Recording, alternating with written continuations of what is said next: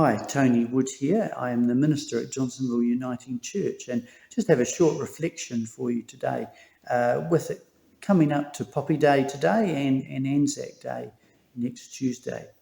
As soon as our children were old enough, we started taking them into the Wellington CBD to go to the dawn services. And there was one moment each year that my children looked forward to with great expectation and anticipation. And that was the moment that everything went quiet and they set off a howitzer that was up on the Parliament forecourt. And one year they said, let's not go and sit down in amongst the service, let's go and sit up on the forecourt and wait for that moment when the howitzer was set off and sort of get the full effect. And afterwards, when we were having breakfast, I remember sitting there thinking just how loud and noisy it was as we heard it reverberate all around the Wellington CBD, but also how the shockwave, the sound wave, kind of rattled your eardrums.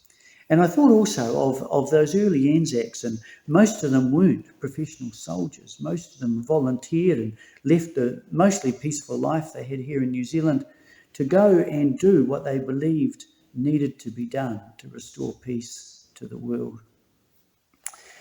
When we think about Anzac Weekend, we can also think of the story of the Bible and how much it mirrors what we are taught about what God was doing through Jesus when he voluntarily came to earth to live as the person of Jesus in first century Israel, leaving the place of peace, of heaven and eternity, and coming to live in the noise and the trouble of being within the creation in order to do what needed to be done to bring God's peace and love into this world, to show this world how much God loves each one of us and loves the creation itself.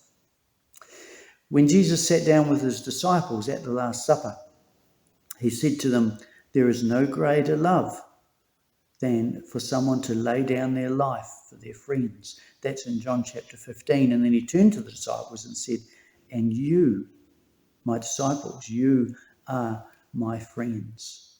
When we go through this Anzac Weekend, I hope that you will be able to also think of the bigger story, the greater story of God's love for you, of the God who came from heaven into the noise and trouble of our world in order for God to get the message to you that God views you as God's friend and wants you always to enjoy the peace and love God has for you. Have a great Anzac Weekend.